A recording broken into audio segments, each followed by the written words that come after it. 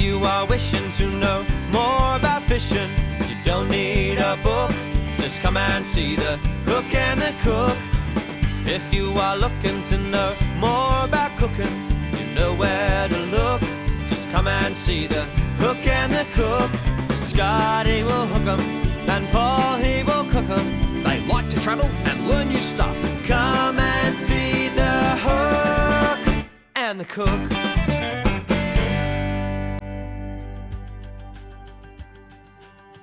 We've travelled up to Coffs Harbour today, on the hunt for some bigger fish. Approximately halfway between Sydney and Brisbane, this is where the Great Dividing Range meets the Pacific Ocean, leaving a pocket of paradise lodged between the mountains and the sea.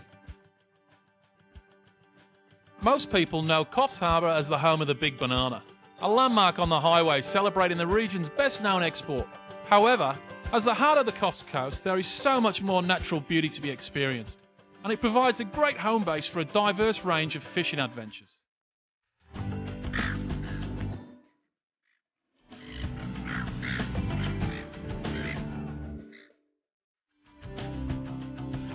Big bananas, big jetties, big boats and even bigger views.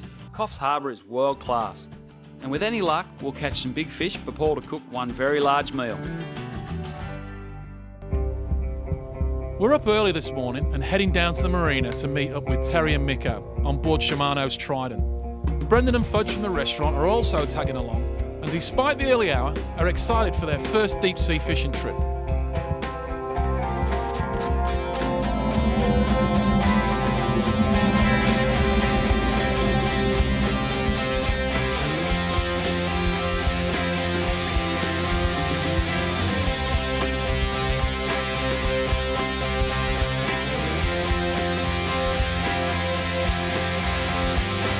Coffs has really turned on the weather for us today. It's calm, warm and looking like we're going to have the best possible conditions for fishing open water.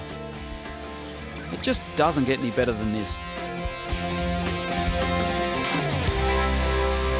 So Miko, we're down south of Coffs Harbour today? Yeah, a bit south of Coffs. Put the pick in and put a bit of a burley trail out, try and catch a red. Beautiful day, mate.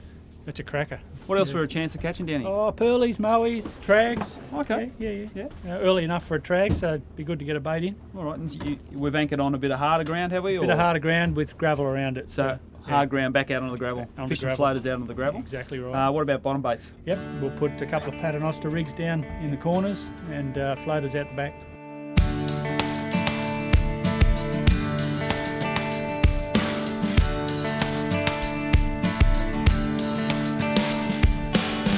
Hey Scotty, what's the trick with this? Well, using a bait runner. Yeah. The good feature with these is that you can preset your drag at the front. Yeah. Okay, which you've got there, so you've preset that, so you don't need to adjust it. Okay, yeah. Throw your bait runner back. Yeah. You're in free spool. Yeah, You can just keep that continually going. feeding line out. And what we're doing here is we're anchored up on the hard reef behind us. Yeah. Fishing out onto the gravel. Yeah. And hopefully the better fish are out on the gravel. So we're letting a lot of line out, but Just continually keep feeding. Okay. The burley's going out, the burley never stops. You want your bait to just continually float with it. What happens when a fish hits it? What's going to happen, hopefully, that's going to spin like crazy. Yeah. Don't strike because you're in free spool. Right. Wind the handle first, so just go through that now. Give it a wind. You'll see that fire back. Oh, Boom. So you're back on your set drag. Yeah. And after that'll hook the fish. Yeah. Do I jerk the rod or anything? And then or just come up to a nice lift. come up? Okay. You can just take your time. And hopefully the burley will attract something reasonable. A nice snapper, hopefully. Today. Yeah. They're the Maybe red. a pearl They're the red ones, aren't they, mate? Yeah, the red ones. Yeah, With the bumps on the head. They're the red ones with the bumps on the head. I know those. Yeah, I've seen those in the markets.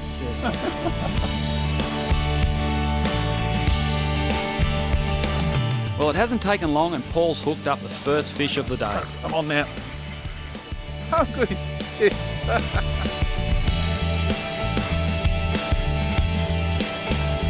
I never caught a decent red and I still haven't yet. Tell you what, you don't want to come in? Yeah, you can snap it. Paul's definitely hooked up on a nice sized red.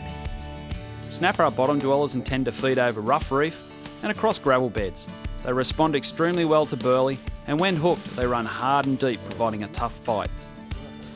With a characteristic double shake of the head before each run, you'll know when you've hooked a snapper. Oh, look at that. Cook's got one with a lump on its head. Woohoo! Mate, that's a personal best. It's my personal best, about as big as his tail. How good is that? Firmly there. Yeah. That's my first ever snapper that's been legal. All the rest of it, I had to chuck them back 29 centimetres. And look at that beauty. Only been here about, I don't know, 10, 15 minutes and I'm into one. That's beautiful. After the break, the fun continues.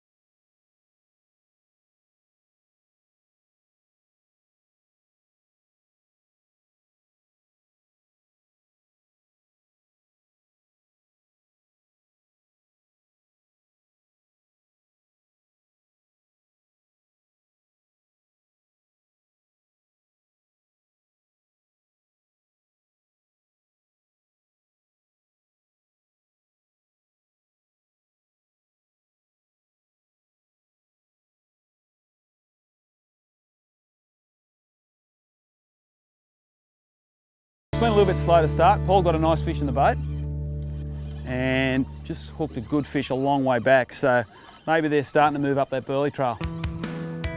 Sometimes it pays to wait. If the fish don't come on straight away, be patient and let the burley do its work.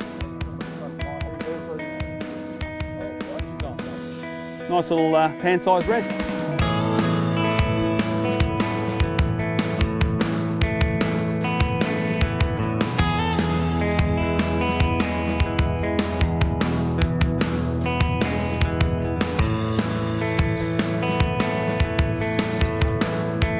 Better than the last one.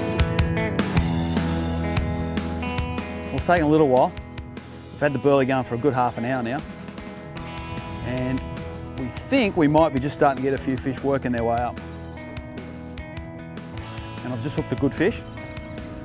I cast out a long way behind the boat, just hoping to see if they're sitting a little wider.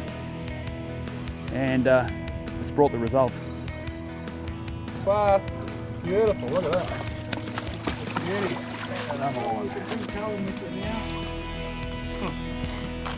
Oh, the hook's on.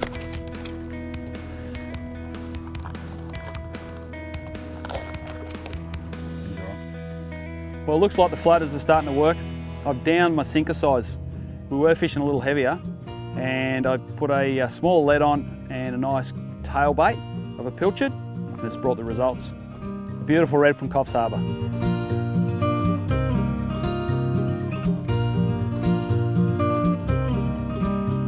After catching a beautiful snapper, things have gone a bit quiet. Aside from a couple of red rock cod, Scott has been the only one to catch anything. So now is probably a good time to prepare some lunch. What I've decided, I did bring some little ingredients with me. I'm going to make up some sushi. Now, we prepared the rice earlier. Take 2 cups of sushi rice and wash it 3 times through until the water becomes clear. Transfer the rinsed rice into a saucepan with 3 cups of water, give it a stir and let the rice sit. After the rice is soaked for around about 30 minutes, we turn on the heat and bring it to the boil. Then we put the lid on, turn the heat down lower and leave the rice to cook for 15 to 20 minutes. Once the rice is cooked and you see the steam coming through the holes, transfer the rice to a flat surface and add plenty of sushi seasoning. Stir the seasoning through and fan the rice, cooling it down to room temperature. Now, first thing we're going to use is our nori roll. Basically all it is just dried seaweed that's toasted. I'm going to put the sarnie shide down first. Then spread your sushi rice evenly on the nori roll, leaving a small gap around the edges. Now I'm ready to add my ingredients. Firstly, I'm going to add a thin strip of wasabi down the middle. Then a layer of thinly sliced avocado, red capsicum, some fresh crisp cucumber, and strips of smoked salmon. Okay, so as you can see, I've just made a square, a little bit smaller than the actual nori roll itself. That just helps when I'm rolling it, that we can actually get that nice round roll with the rice. So just hold the food here, come through, and bring it all the way to the end. Okay, and press nice and firm. And there we have it. I'm going to pop it in the fridge, and the moisture just helps soften the nori roll. I think we're on at the back there. There's somebody onto a fish. Oh, you're on again, you bugger. Hey, get back to the kitchen. Not much happening out here.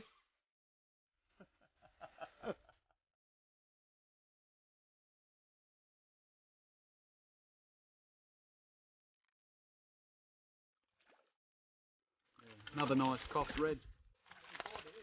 Scotty just hooked up his third snapper of the day, but based on size alone, I'm still one up on him. So I'm going back to finishing the sushi rolls. Once done, I wrap them in cling film and place them in the fridge for later. Coming up after the break, we finally get onto some bigger fish. After a long morning and not much action, Fudge is onto his first decent fish for the day. He's a good fish, but... Woohoo! Good on you, Fudgy! Yep, there you go. Pearl. Oh, nice one, Fudge. Wow, there's your pearly. Oh, it's a beauty. The colours of this, boys. What a beautiful. Pearl perch are a fun fish to catch and provide a tough fight. They can be found offshore in deep water over reef and gravel, from northern New South Wales up to southern Queensland. Yeah, look at that. It's beautiful looking fish. Look at purple in the head. Yeah. Nice one, Fudge. Beautiful, mate. Right. I've never tried one of these. I'd be interested to see how these eat. They are number one off the coast. Beautiful. He put up a good little fight. Yeah. Well, first fish of the day for me. Unreal.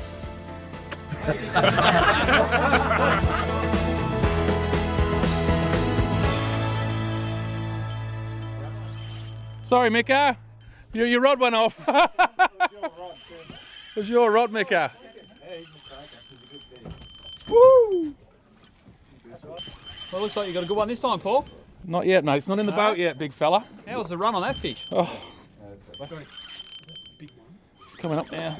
I think he might have had enough. I might get out of the way.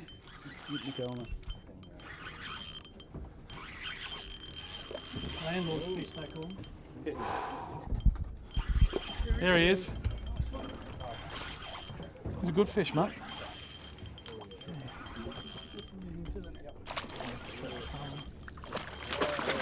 Wow. Oh, that's a personal best, mate. Is it alright if I let this one go? You can do whatever you like, mate. You caught him. Okay, cool. As Terry said, we encourage that, mate. Mate, it's As a just bigger fish. Just such a beautiful fish. At the spawning time. Yeah. There we go, guys. That's absolutely amazing. Try and keep my fingers out their gills there. I want to put this fish back because it's just a beautiful creature, and I've never caught anything like that before. Get some pictures of it, that'll do me. Just incredible, isn't it? Okay, let's get him back in. There you go, mate. He's lively, look at that. Fantastic. So, Miko, we're doing all right. It took a little bit to get them going. It did, mate. Bit of burley working and a change in spots helped, I think. Yeah. Back up onto the harder reef and the burley's going back over more gravel. So, yeah, we've chipped away, caught a few. So we've got a few nice reds for our cook up feeder. tonight, Yeah, for the cook to whip us up a wonderful feed. Certainly looking forward to that. You can not only hook them, you can cook them. Yeah.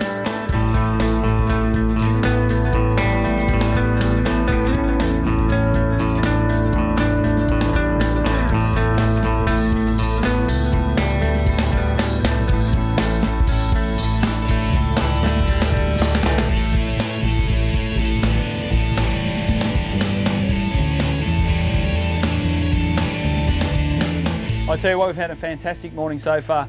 We're on the deeper reefs now. We're going to work some soft plastics.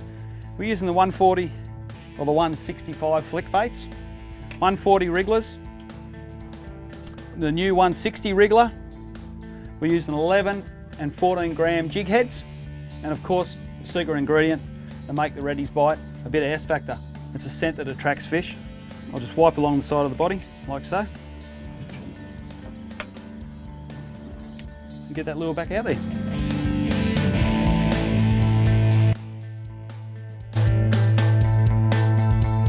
What are you doing today? I don't know, I just can't stop, mate. I'm on fire. There we go.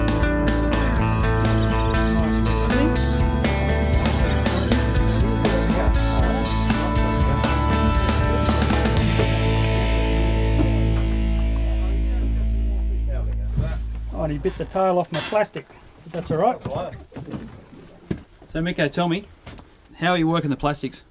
With that one in this deeper water, it's a matter of getting in touch with either bait or the bottom. So there hasn't been a whole lot of bait showing, so I put it down near the bottom, and frankly it just took off. I notice here too we're getting a few Sergeant Baker and a few Red Rockies. Well, that's sort of bycatch of this style of fishing. They're predators. They're going to eat this sort of soft plastic, anything that's moving down there. This particular one bit the tail off it. Yeah, look at that. And destroyed the plastic, so we'll put a fresh one on there and get you back in the water. Mate, what a fantastic red. After some great fishing, the boys are getting a little hungry. So I grabbed some sushi rolls I prepared earlier and cut them up ready to plate. Here we go, boys, some nice sushi rolls for you. Oh, look at that. Get into it, boys, get into it. Beautiful. Dig in, boys. You blokes are animals, look here. We've had an incredible morning on the Triton, with perfect conditions, great company, and fantastic fishing.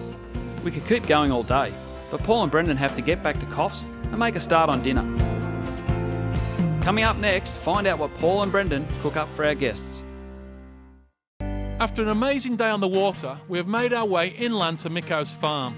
To say thanks for taking us out on the boat, Brendan and myself are going to cook up all the fish we caught for the boys and their families. It was a bit of a challenge, but we've come up with a Coffs Harbour inspired dish that they are sure to love. Tandoori reef fish with banana and avocado relish on a bed of snow peas and fondant saffron potatoes. Okay, Brendan, what I need you to do is basically start scoring the fish for me. Definitely. While Brendan scores the fish, I need to make a start on the tandoori paste. Firstly, I need to dry roast the spices. I put some sweet paprika, chili flakes, coriander seeds, turmeric powder, fenugreek seeds, and some freshly grated nutmeg in the pan and heat it up for a couple of minutes to release the flavours. Now we don't want to dry roast this for too long because what will happen, it will burn and we'll get a bit of flavour. What we really need is just to open up the aromatics in the spices so we get a really lovely fragrant smell coming off there, and that's when we're going to pound that in the pestle and mortar. Once the spices are ready, I spoon them into the mortar and add some finely chopped ginger and garlic. Then I throw in a little bit of salt and pound everything together. I put in some tomato paste and stir. Now that's the base of my tandoori paste. What we need to do is mellow that out a little bit, and what we're going to do is put some sour cream in there and some yogurt, so let's get cracking. I then transfer the mixture into a large bowl, add my sour cream and natural and sweetened yogurt. Now then, what we have to do now is marinate our fish. And what Brendan's done is actually cut a few slits in there so we can get a little bit of this marinade into the meat. I'm going to marinate this for half an hour only, that's it. In she goes.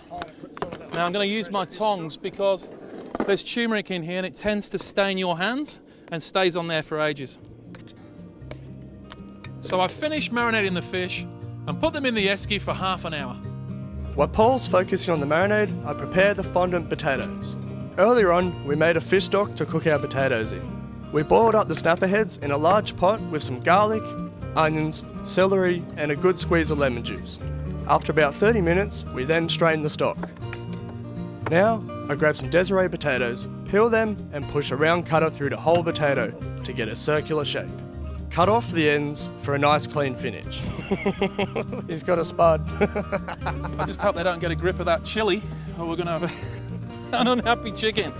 Now we place the potatoes in a pan and pour in the fish stock, just enough to cover them. Then I add some saffron and some salt and let them simmer. So what we're doing at the moment is we're actually top and tailing our snow peas. Really, really important that we get rid of this strand from here, otherwise it gets in your teeth. So as we peel it down, you can see the strand coming off. What are you on next, Brendan? On to the avocado banana relish. For the relish, we need bananas, a little bit of chili, some eschalots, and avocado, all finely diced. I toss them all together in a bowl with a squeeze of lime juice, lemon juice, and some shredded coriander and mint. Lightly toss them all together. How are the saffron potatoes going? They're just... Well, the stock's reduced around them quite, rapidly. So what I'll do, once it's reduced down, I'll add some butter, Monty au beurre. What he means by that is just going to add a little bit of butter in there, and what that does is gives it a nice finish and shine. Okay, now, let's get our fish out. In goes the oil. Now we should probably get about 3 to 4 fillets in here. I'm going to put my fish in skin side down. What that does, it protects the flesh of the fish. And I cook it 3/4 of the time with the skin down. Now they will rise up, so I'm just going to gently push down till the actual flesh relaxes. If it does start to catch a little bit, then just turn the heat down and just relax. We're going to flick it over for around about 2 minutes, and then we're just going to turn the heat off, and the residual heat in the pan will carry on cooking the fish. All right, so as we can see here, the fish stock and the saffron is reduced down nicely. There's the tiniest little bit of liquid in there. So what I'm going to do, I'm going to throw the butter in now and get those potatoes just real ready to go. As you can see, we're just flipping our tandoori over. Lovely colour, lovely caramelisation. That's what we're looking for. And again, beautiful. Okay, and now I'm going to turn the pan down. It's important we turn it down now. It gently cooks the protein. So I'm just going to taste some of this liquid. So that butter's just come through, and what happens, it enhances all the flavour. You know, people are worried about health and all that, but butter is definitely flavour. You know, once every now and then, in moderation. Great. While Brendan is finishing off the potatoes, I place the snow peas into some salted boiling water for about 40 seconds. Strain off the water and add some butter and cracked pepper. Now we're ready for plating.